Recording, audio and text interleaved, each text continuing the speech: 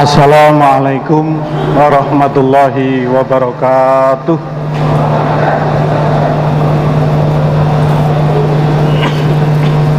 Alhamdulillahilladzi hadana lihada wa ma kunna linahtadiya laula an hadanallah. Laqad ja'at rusulu rabbina bil haqq wa nudu andilkumul jannatu uristumuha bima kuntum ta'malun.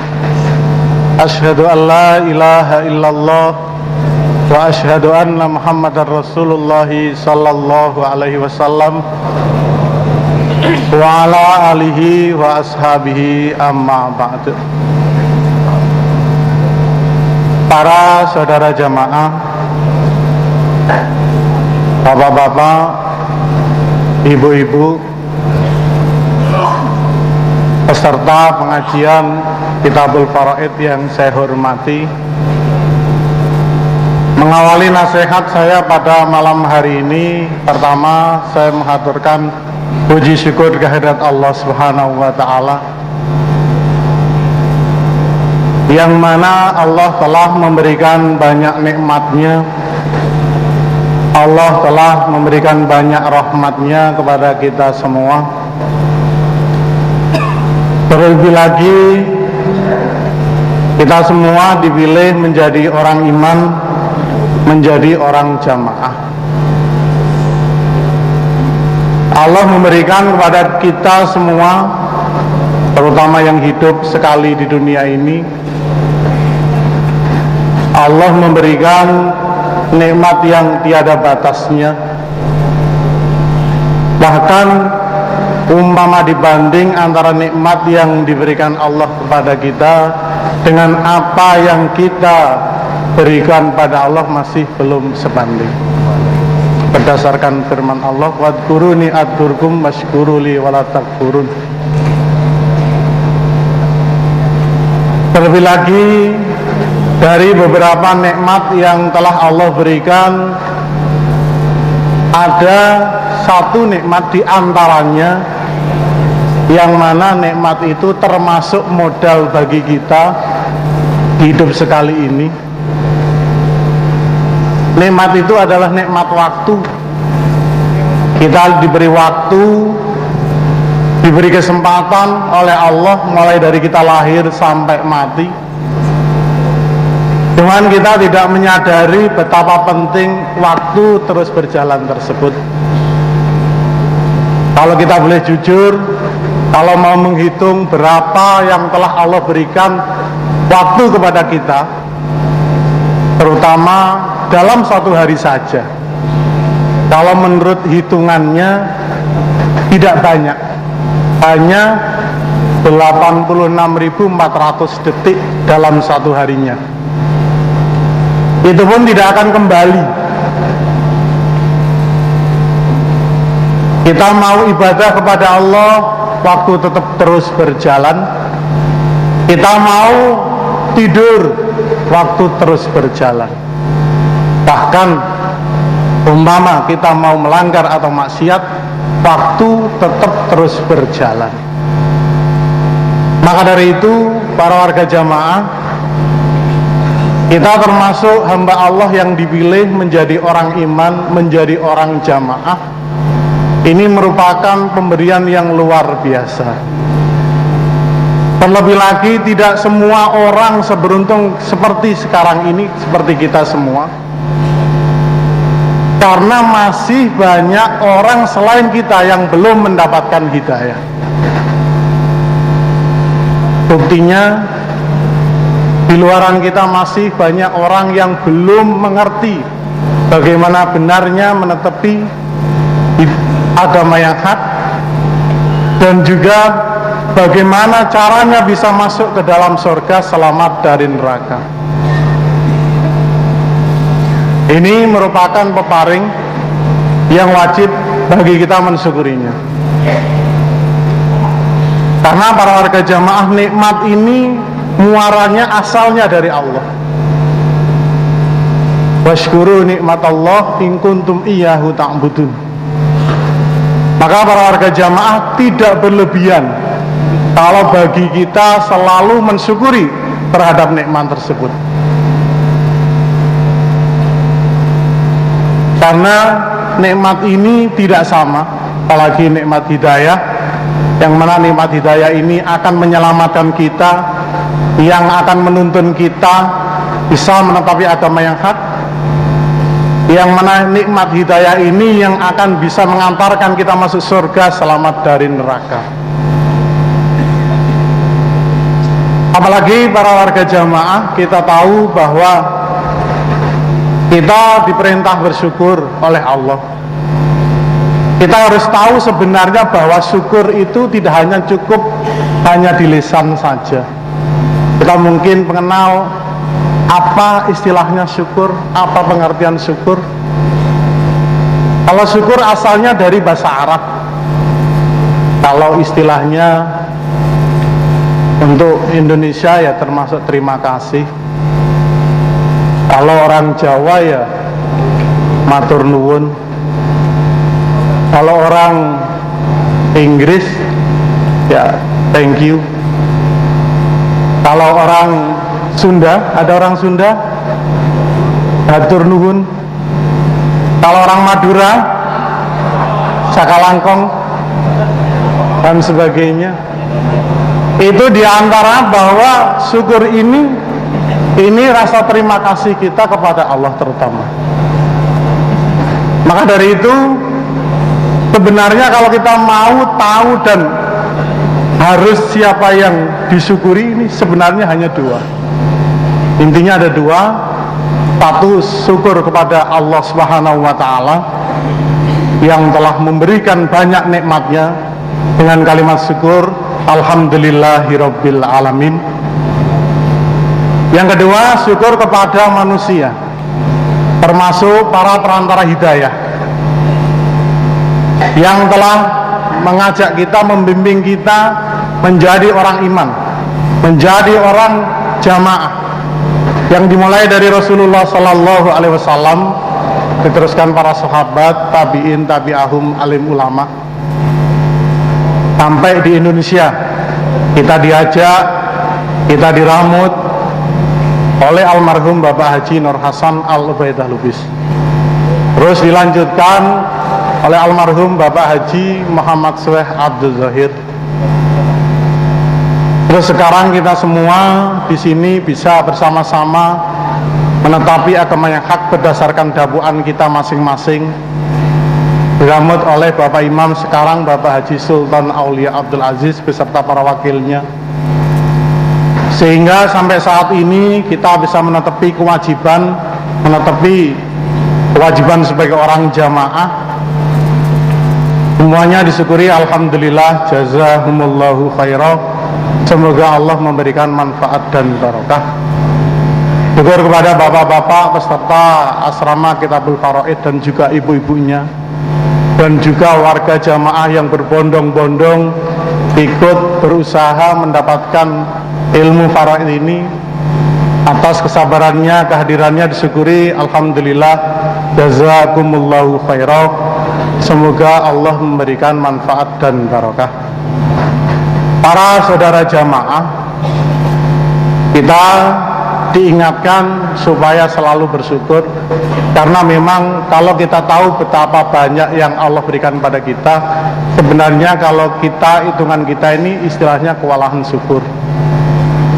Allah memberikan kepada kita semuanya dalam keadaan sempurna. Kita tidak perlu mikir lagi. Makanya kita sebagai orang jamaah tidak hanya cuma lisannya saja yang selalu mengucapkan, tetapi di samping itu ada beberapa hal yang harus mungkin kita lupakan. Sempurnanya syukur ada beberapa hal. Nomor satu, lisan. Lisan kita mengucapkan alhamdulillah, terutama nikmat yang telah Allah berikan berupa hidayah, sehingga bisa menetapi agama yang hak. Di samping lisannya, kemudian tindakannya kita membangun ibadah sebagai rasa syukur kita, pemberian yang telah diberikan. Kalau zaman Rasulullah Sallallahu Alaihi Wasallam, untuk mewujudkan syukur ini melalui tindakan, yaitu dengan memperibadah termasuk sholat malamnya. Dan ketika Nabi ditanya, jawabnya Nabi, afala akunu abdan syakuruh, dengan terus meningkatkan kesyukurannya, prakteknya dengan menetapi sholat malam. Belum lagi para sahabat yang dilarang, istilah Jawa ini diendet masalah ibadah, termasuk posonya, termasuk sholat malamnya, karena ada yang lain termasuk yang mendapatkan hak, yaitu termasuk keluarganya juga. Maka tindakannya terus meningkat di dalam rangka bisa mewujudkan syukur tersebut. Yang ketiganya yaitu hatinya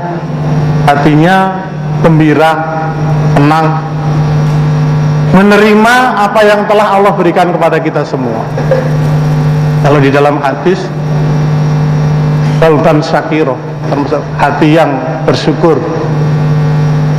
Prakteknya ya hatinya dalam keadaan gembira, ya, dalam menetapi ibadah ini tidak merasa terpaksa. Terus yang nomor 4 yaitu wajahnya bisa berseri-seri, sumringah. Nah, itu termasuk prakteknya kalau kita bisa bersyukur. Bahkan Rasulullah Shallallahu Alaihi Wasallam, beliau di dalam mewujudkan rasa syukur termasuk selalu riang gembira. Ada yang menjelaskan thayyiban nafsi, ajer, nah, itu termasuk juga. Bagi kita juga sama. Ketika Allah memberikan segala sesuatunya, kita wujudkan supaya syukur ini bisa terwujud bagi kita semua. Adapun seterusnya, di sini nasihat saya memperkuat nasihat ijtihad imam kepada satu-satunya jamaah. Iji-ijine wong jamaah dinasehati, dituturi dalam memberikan nasihat, baik yang ada di sini atau yang tidak ada di sini, atau mungkin jamaah yang ada di mana-mana, nasihatnya sama, supaya tetap menetapi, memerlukan dan mempersungguh Quran hadis jamaah. Quran kitabillah, hadis sunnah Rasulullah Sallallahu Alaihi Wasallam, dan jamaah adalah wadah Islam.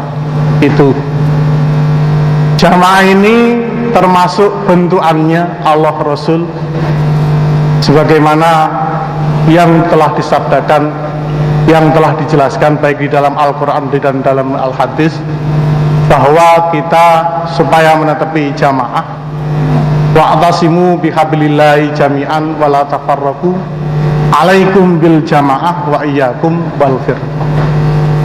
Berarti prakteknya bahwa jamaah ini yang wajib kita kerjakan, wajib kita laksanakan. Di dalam menetapi kewajiban ini para warga jamaah, kita supaya tahu bahwa kita diperintah, kita diijtihati supaya tertib di dalam jamaah, karena kita tahu bahwa kita ini matinya sewaktu-waktu. Adapun prakteknya sebagai orang jamaah, orang iman, yaitu menetapi 5 program ibadah di dalam jamaah, yaitu menetapi 5 bab.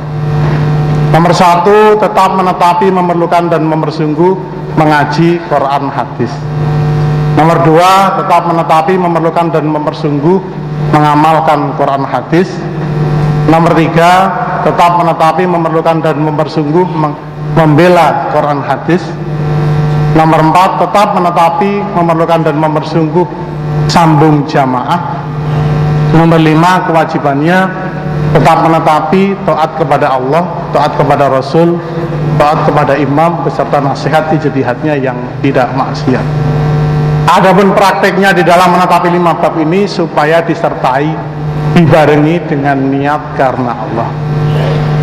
Kalau niatnya kita benar, hidup sekali ini dalam kondisi apapun bisa menetepi Quran hadis jamaah sampai tutup pol ajal mati kita masing-masing, tidak memandang orang itu laki-laki atau perempuan, tidak memandang orang besar, kecil, tua, muda, orang pangkat atau tidak pangkat, raja bahkan mungkin kiri, kalau bisa tetap menetapi, memerlukan dan membersungguh Quran, hadis, jamaah secara 5 bab karena Allah, mati sewaktu-waktu wajib yakin pasti masuk ke dalam surga berdasarkan dalil-dalil hak firman Allah, wa may yuti'illaha wa rasulahu yudkhilhu jannatin man arada bukuhatal jannati falyalzamil jamaah.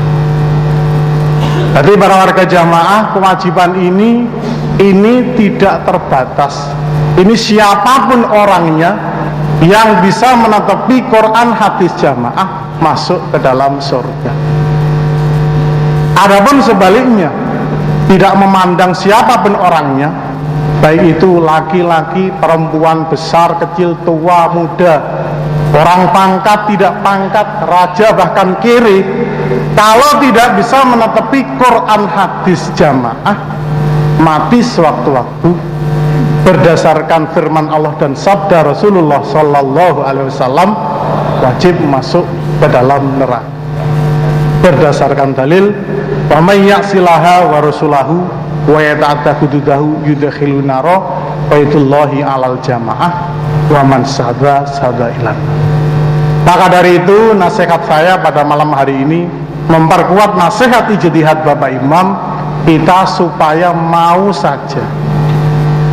Umpama tidak mau, loro apa sing digoleki? Apa sanggup kita ini masuk ke dalam neraka? Yang mana menurut ceritanya neraka itu semua sangat memberatkan. Tidak ada nikmatnya masuk ke dalam neraka. Maka di sini para warga jamaah, siapapun orangnya, supaya mengingat bahwa kita ini sudah berada di dalam jalan yang benar, tinggal prakteknya kita ini bisa sampai husnul khotimah. Itu harapan kita semua. Adapun seterusnya, kita sebagai manusia di dunia ini berjalan menurut keadaannya, menurut qadarnya masing-masing. Ada kalanya diqadar kaya, ada kalanya diqadar tidak kaya, ada kalanya diqadar hampir kaya. Itu menunjukkan para warga jamaah bahwa kita ini semua sudah ada ketentuannya masing-masing. Dan setiap manusia, kalau kita mengaku, kita mengatakan kita beriman kepada Allah, terus hidup kita ini bebas, tidak para warga jamaah. Karena apa? Menurut dalilnya kita akan menerima cobaan. Ketika kita masuk jamaah, tidak menutup kemungkinan para warga jamaah cobaan akan datang kepada diri kita, walaupun cobaan itu tidak sama bentuknya.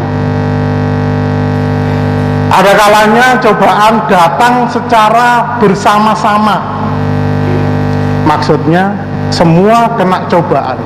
Contohnya ketika manusia kena musibah, yaitu gempa, termasuk gempa bumi, banjir, seperti yang ada di daerah Jawa Tengah, baik Klaten dan Yogyakarta dan sekitarnya.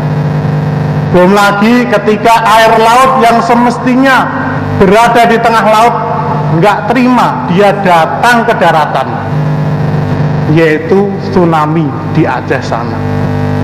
Nah, berarti para warga jamaah bahwa cobaan itu tidak sama. Maka bagi kita, apapun bentuk cobaan yang telah Allah berikan kepada kita supaya bisa tetap sabar menghadapi cobaan itu. Karena prakteknya para warga jamaah, cobaan akan menghampiri kepada kita.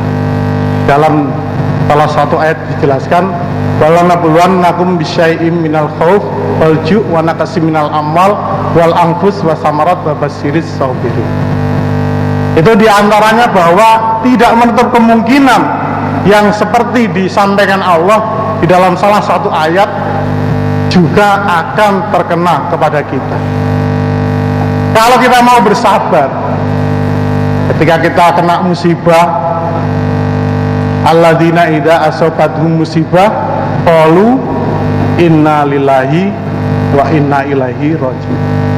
Akhirnya apa? Bahwa semua yang dimiliki ini milik Allah semata. Termasuk kita tahu mungkin kalau dulu sudah terjadi, bagaimana rasa khawatir, rasa takut datang kepada kita. Mungkin ketika bapak-bapak mungkin yang ada di sini mengalami bagaimana ikut asrama sekitar tahun 60-an atau mungkin tahun 50-an atau mungkin sebelum tahun 70. Yang ada ketika asrama ini rasa takut para warga jamaah, takut digerobyok, takut ditawur, takut diboikot, itu terjadi. Tapi kalau sekarang ini saya yakin sebaliknya, aman, sehingga rasa ngantuknya datang para warga jamaah. Untuk itu para warga jamaah, karena dengan keadaan terus berkembangnya zaman, keadaan termasuk juga di samping rasa khawatir, tidak menutup kemungkinan juga kita juga akan kenaan harta kita akan berkurang. Ada kalanya berkurang karena mungkin ya dicuri orang, ada kalanya dirampok, ada kalanya diapusi wong duwite para warga jamaah. Sehingga semestinya itu untuk kedepannya akhirnya tidak jadi. Umpama demikian para warga jamaah, kita supaya tetap sabar. Mungkin dirinya kurang sehat, istilahnya wong Jawa ngkrik-ngkriken, gampang masuk angin. Ya, bagaimana caranya supaya kita ini bisa menghadapi itu semua? Umpama gampang masuk angin, sekarang ya nek carane ben ora kena masuk angin, pakai jaket, minum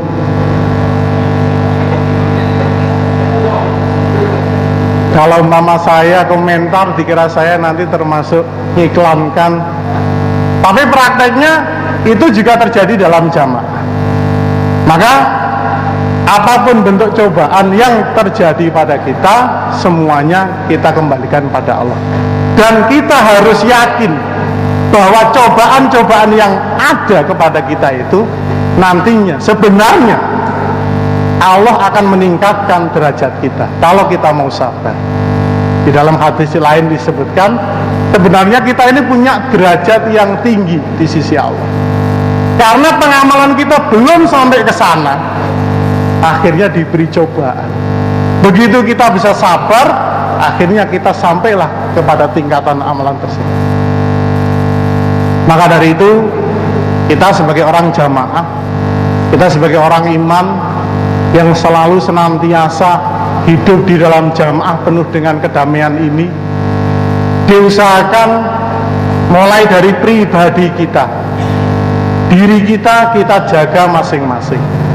Ada kalanya segala hal musibah yang terjadi, terutama di negara kita ini, kalau menurut ayatnya sebab perbuatan kita sendiri. Contoh, kenapa ada banjir? Karena hutannya digunduli. Kenapa di kota-kota termasuk Jakarta masih ada banjir? Karena resapan wilayah kota itu digunakan untuk mal-mal atau gedung-gedung bertingkat. Nah, termasuk kenapa kita ini masih kena cobaan, termasuk mungkin diri kita masih punya kesalahan, yang mana kesalahan itu harus dihapus melalui cobaan tersebut. Maka dari itu para warga jamaah, kita harus yakin bahwa Allah memberikan cobaan kepada kita. Allah pasti punya rencana lain yang lebih baik. Kita husnudzon billah saja. Jangan sampai di dalam diri kita menganggap Allah ini pilih kasih, Allah ini tidak adil. Karena prakteknya para warga jamaah, namanya orang iman seperti yang saya sebutkan tadi, pasti kena coba. Di dalam Al-Hadis dijelaskan, ma yazalul bala bil mu'mini wal mu'minat fi nafsihi wa waladihi wa malihi hatta yalqallah wa ma alaihi khati'atuh. Tidak henti-hentinya orang iman laki-laki dan orang iman perempuan dicoba di dalam dirinya, anak-anaknya, hartanya, sehingga sampai mati dia tidak punya kesalahan. Termasuk untuk bisa menghapus dosa-dosanya itu termasuk dengan cara yaitu kita kena coba. Untuk itu para warga jamaah, kalau kita boleh jujur, kalau kita boleh tahu bahwa cobaan diri kita, terutama orang iman, orang jamaah baik laki-laki atau perempuan, ini bisa mengkoreksi dirinya kita masing-masing. Kita punya keluarga, punya anak, punya harta, dan kita punya pribadi sebagai seorang laki-laki. Namanya orang laki-laki, kalau nggak kuat cobaan, ini akhirnya bisa melanggar. Makanya supaya kita tidak terjadi, ya kita jaga diri kita masing-masing. Karena tidak menutup kemungkinan yang datang ke sini semua ini sudah punya istri semua. Betul? Saya yakin sudah punya istri. Bahkan ketika bapak-bapak izin, ketika mendapatkan diperintah oleh pak yainya untuk datang ke pondok Kediri mengikuti asrama Kitabul Faraid, itu sebenarnya istrinya berat hati. Mas, selama ini saya tidak pernah engkau tinggalkan lama. Ini menunjukkan apa? Bahwa seorang istri punya rasa khawatir terhadap suaminya. Kalau nanti di sana, di Kediri, mungkin ada yang lebih baik dari istrinya. Mungkin. Maka mungkin tidak menutup kemungkinan dia ngedem-ngedem bojone. Wis tenang dik, model kaya aku ini gak patek mengaming. Misalnya begitu. Jadi walaupun dengan berbagai keadaan demikian para warga jamaah, supaya kita jaga diri kita masing-masing. Kalau umpama kuat, ya dipersilahkan. Tapi kalau tidak mampu, ya jangan. Karena prakteknya nanti akan jatuh sebab karena kita tidak bisa menahan cobaan tersebut. Maka dari itu, di sini saya juga melihat para utusan ini masih ada juga yang bujang. Tidak menutup kemungkinan kesempatan untuk mencari jodoh, untuk mencari istri. Nah, kalau sudah mencari istri semuanya diniati bismillah. Jangan punya niatan lain-lain. Makanya di dalam diri kita masing-masing, kalau sudah punya istri, niat memang untuk menjaga agama kita, ya kita perjuangkan. Nah, persis seperti yang saya sampaikan tadi, sebenarnya dalam pribadi seorang laki-laki, kalau punya istri cantik, ini juga cobaan para warga jamaah. Datang ke sini pikirannya nggak tenang ketika guru-gurunya di sini menyampaikan bagiannya bapak, bagiannya ibu, bagiannya anak-anak, terus bagiannya istri, langsung kelingan bojone dek. Tinggal bojoku ini diapakne karo wong liya. Pikirannya demikian.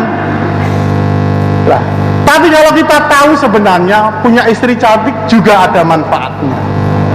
Tinggi suguh tamu yo pantes. Umpama dingin nerusne keturunan yo pantes. Tapi semua memang ada kodarnya. Kalau umpama hidup sekali di dunia ini kok tidak punya istri cantik, yo jangan ngeresulo. Ternyata setelah dilihat, seorang wanita yang tidak cantik juga ada manfaatnya. Konon menurut ceritanya, umpama ditinggal asrama gak khawatir nih para warga jamaah. Gak khawatir belas. Wes umpama gak ayu, cara mulai ya panggah gak panggah. Maka dari itu bukan ngenyek para warga jamaah. Mungkin sing ngomong ngenyek bojone memang kayak ngeten niku, mungkin saja. Tapi saya yakin orang perempuan sekarang ini cantik-cantik. Buktinya kalau bapak-bapak mau melirik saja di bawah kita ini banyak perempuan-perempuan yang cantik-cantik. Jadi makanya itu termasuk juga saudara jamaah. Kalau umpama memang waktunya menikah, mari kita kita usahakan tetap menikah. Yang penting para warga jamaah, seberapapun apa yang kita kerjakan, apa yang kita lakukan, apapun beratnya cobaan, kita sikapi, semua pasti ada hikmahnya dari Allah.